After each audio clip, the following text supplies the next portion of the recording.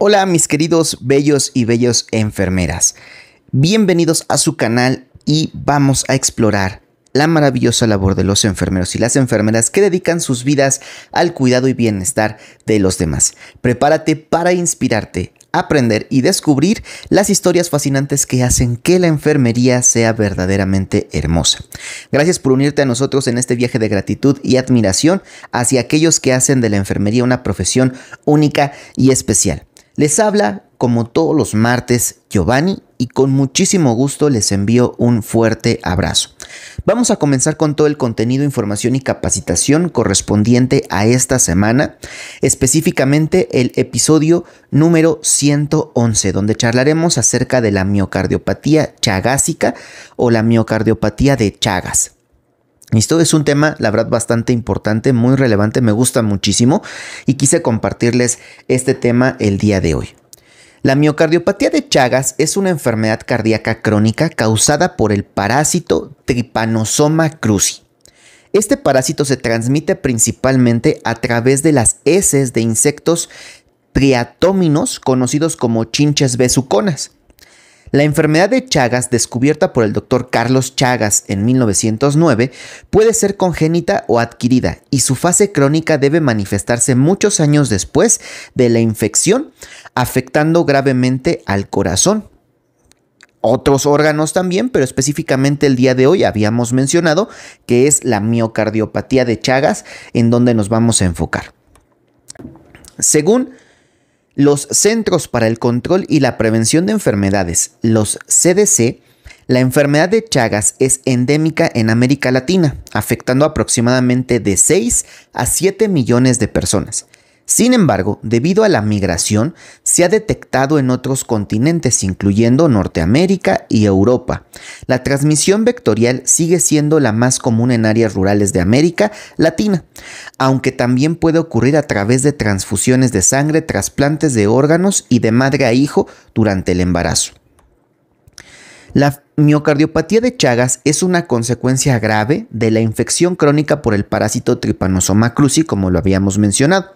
Para entender cómo esta enfermedad afecta al corazón, es crucial desglosar el proceso patológico en varias etapas clave y se los vamos a desglosar en estas etapas. La primera va a ser muy importante y se llama fase aguda y la vamos a denominar como la invasión inicial. ¿Listo? Cuando una persona es infectada por el Trypanosoma cruzi, generalmente a través de la picadura de un insecto triatómino infectado, el parásito ingresa al torrente sanguíneo y se disemina a diversos tejidos, incluyendo el corazón. En esta fase aguda, que dura unas pocas semanas, el parásito invade las células miocárdicas, específicamente, causando una respuesta inflamatoria intensa en esa zona. Esta respuesta es mediada por el sistema inmunológico que intenta eliminar al Trypanosoma cruzi propiamente hablando.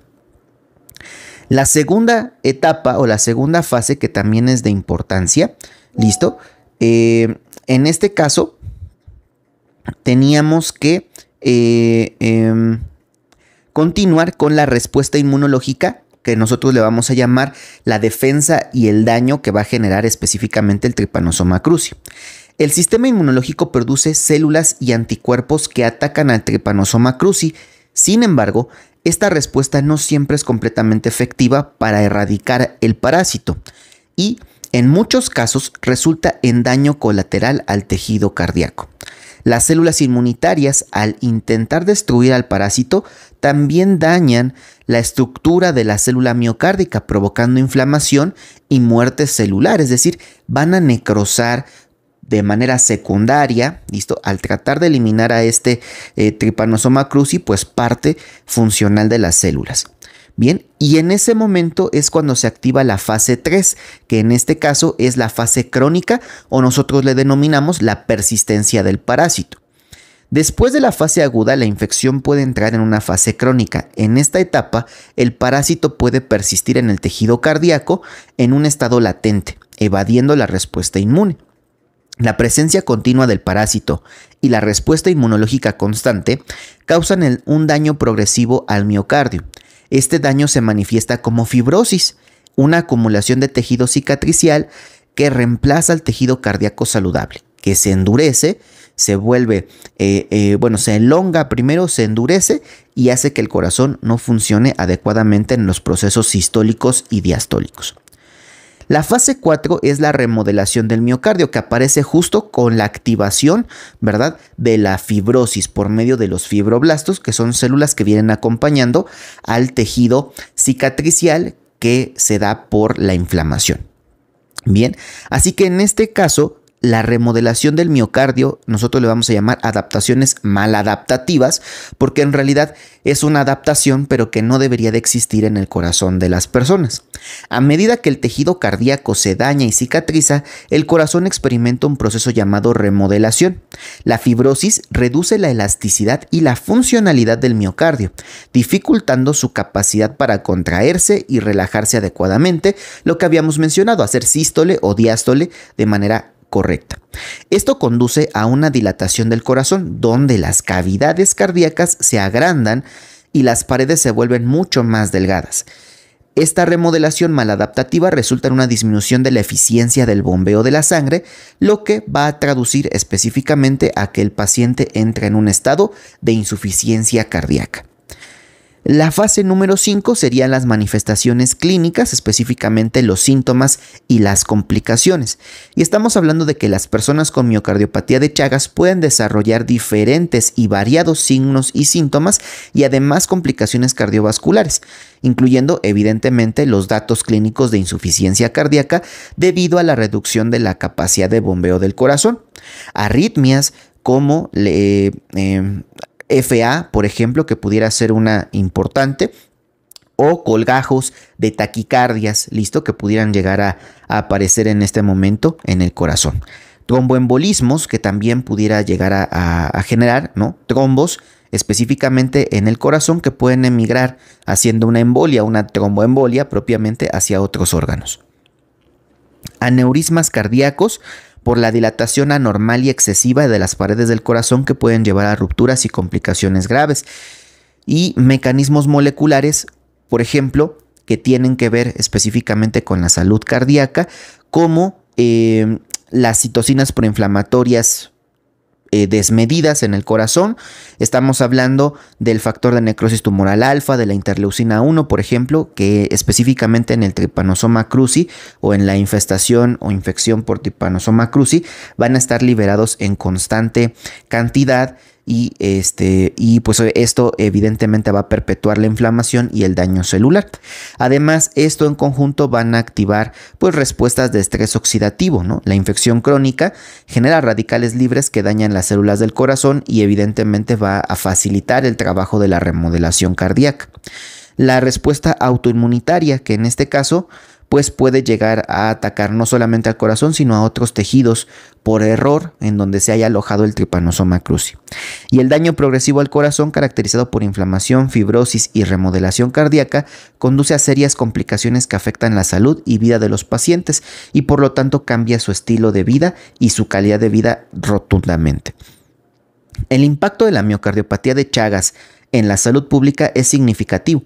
La enfermedad es una causa principal es una de las principales causas más bien de cardiopatías en América Latina y está asociada en una alta mortalidad y morbilidad. Las personas afectadas pueden sufrir de insuficiencia cardíaca, embolias y muerte súbita. Además, la calidad de vida de los pacientes se ve gravemente afectada debido a los síntomas crónicos y las complicaciones cardíacas. El Banco Mundial destaca que la enfermedad de Chagas tiene un impacto económico considerable. Los costos asociados incluyen gastos médicos directos como hospitalizaciones y tratamientos y costos indirectos como la pérdida de productividad laboral debido a la discapacidad y la muerte prematura. Además, en las comunidades afectadas, la carga económica puede perpetuar el ciclo de pobreza y limitar el desarrollo socioeconómico de cada uno de los países. Es decir, también tiene un impacto muy importante a nivel socioeconómico. Los profesionales de enfermería desempeñamos un papel crucial en todas las fases de la atención a los pacientes con la miocardiopatía de Chagas, desde la prevención hasta el tratamiento y el seguimiento a largo plazo. Así que vamos a detallar, ¿no?, en este caso las principales actividades.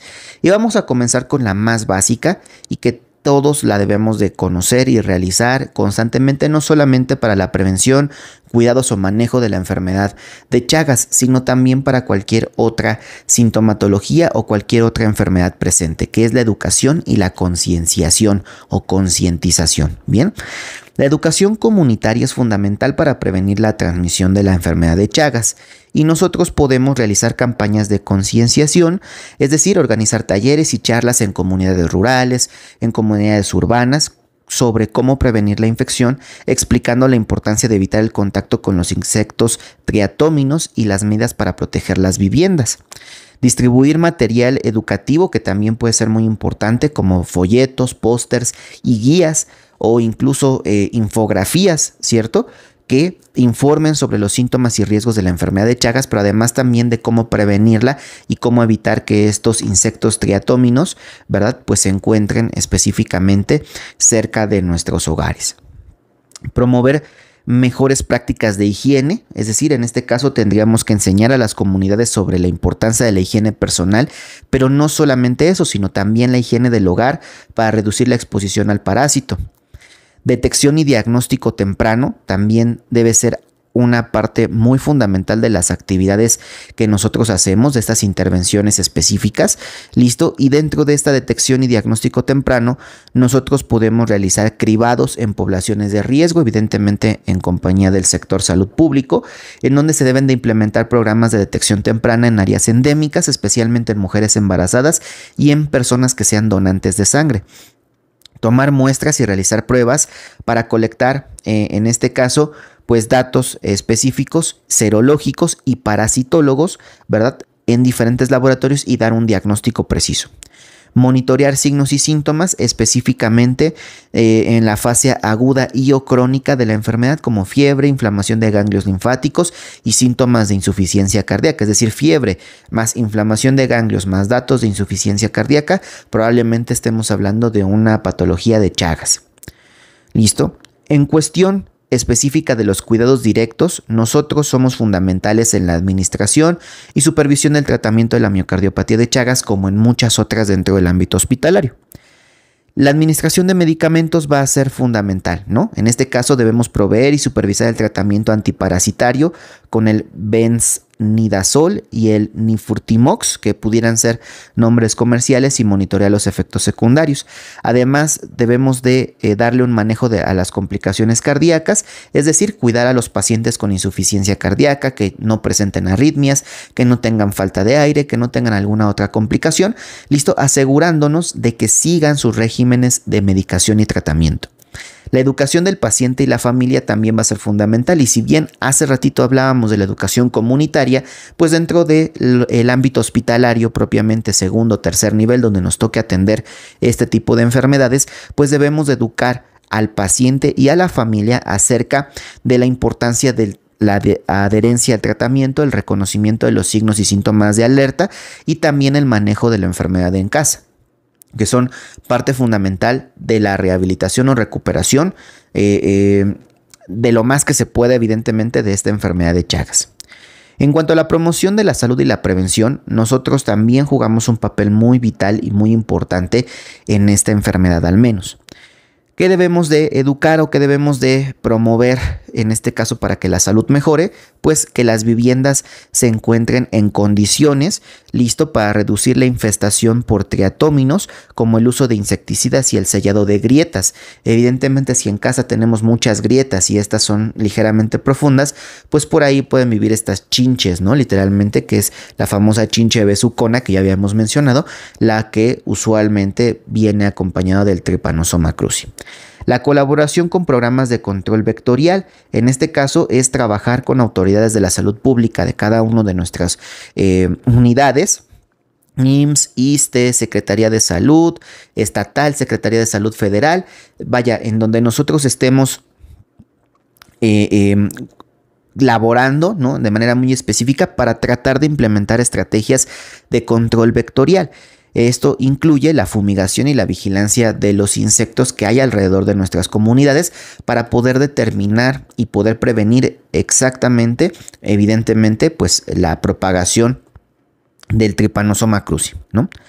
La prevención de transmisión congénita, es decir, monitorear a mujeres embarazadas con Chagas y asegurar el tratamiento adecuado para prevenir la transmisión al feto. ¿Listo? Porque si no, pues evidentemente a corta edad va a desarrollar la entidad patológica gravemente. En cuanto a la investigación y desarrollo profesional, que también es otra parte de lo que nosotros hacemos, pues es importante que nosotros podamos participar en estudios clínicos, como contribuir en investigaciones sobre nuevos tratamientos y estrategias de manejo de la miocardiopatía de Chagas, recopilar y analizar datos, en este caso documentar casos, resultados de tratamientos para contribuir a bases de datos que mejoren la comprensión de la enfermedad, además de una capacitación continua en donde participemos en el proceso de enseñanza-aprendizaje, listo, para mantenernos actualizados sobre las mejores prácticas y los avances en el tratamiento de la enfermedad de Chagas, que es muy importante y muy relevante. Y específicamente en un soporte psicosocial, ¿no? Porque a final de cuentas recuerda que nosotros como enfermeros abordamos a un paciente desde un punto de vista holístico, que consta principalmente de 5 esferas, ¿no?, que hemos manejado en la actualidad, que es la biológica, la psicológica, la social, la cultural y la espiritual.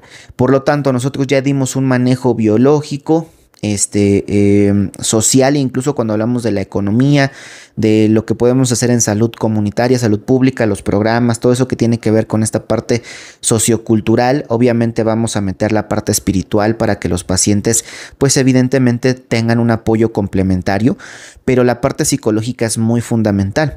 El apoyo emocional y psicológico es esencial para que estos pacientes con miocardiopatía de Chagas puedan adherirse un poco más al tratamiento y tengan la conciencia suficiente para poder, de alguna manera, vamos a decirlo así, batallar con la enfermedad. Bien, así que hay que ofrecer consejería, que en este caso es proveer un soporte emocional y psicológico a los pacientes, a las familias, ayudándoles a afrontar el diagnóstico y el tratamiento, y eso lo podemos hacer con pequeñas actividades lúdicas, o incluso si tenemos la oportunidad de contar en el equipo con un enfermero especialista en salud mental, pues nos puede ayudar muchísimo más. Y si no, pues entonces hay que buscar un tratamiento psicológico directo, es decir, un profesional de psicología, listo, y que nos ayude a determinar qué es lo que sigue con estos procesos, ¿vale? Fomentar grupos de apoyo, en este caso, facilitar la creación de estos grupos para que los pacientes puedan compartir experiencias, puedan compartir estrategias de manejo de la enfermedad, todo basado claramente en la educación y formación que nosotros les hemos brindado durante mucho tiempo. Es decir, no vamos a vender cortinas de humo, ¿no?, en estos grupos de apoyo, pero lo que sí vamos a hacer es vender información correcta. Y digo vender entre comillas porque evidentemente serán grupos de apoyo gratuitos. En conclusión, los profesionales de enfermería son una piedra angular en la lucha contra la miocardiopatía de Chagas. Su rol abarca desde la prevención y educación hasta el cuidado directo y la investigación, trabajando incansablemente para mejorar la calidad de vida de los pacientes y reducir la carga de esta enfermedad en las comunidades afectadas.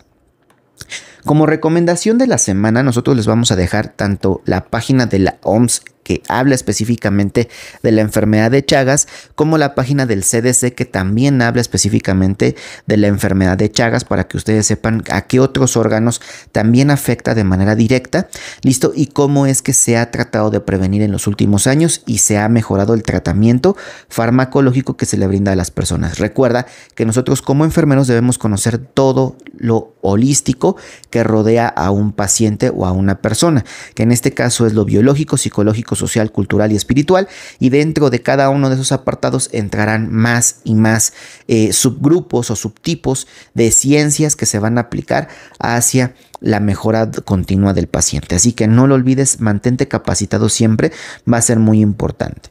¿Listo? Y pasando ahora a nuestra noticia de la semana, como lo tenemos todas las semanas también, pues vamos a continuar leyendo la revista, ¿verdad? En este caso de enfermería facultativa, listo, que para fines prácticos les vamos a decir que es la número 413, ¿no? Entonces, la revista de enfermería facultativa número 413, estamos en la sección de noticias, específicamente en la página 32. Y hay una noticia que me llamó mucho la atención.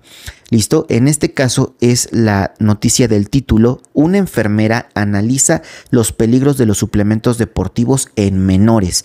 En menores, es decir, en personas jóvenes de menos, en el caso de nuestro país, de 17 años, ¿cierto? Y dice A.M. Gregoris en Madrid nos da esta noticia. Vamos a leerla. Dice: ¿qué es un suplemento deportivo? ¿A partir de qué edad están recomendados? ¿Quién puede consumirlos? ¿Son peligrosos para los menores? Un estudio enfermero ha analizado cómo es el uso de estos suplementos en adolescentes y alerta de los posibles riesgos. Cuando impartimos temáticas relacionadas con la alimentación saludable, siempre hay algún alumno que pregunta acerca de la suplementación deportiva, sobre todo en educación secundaria.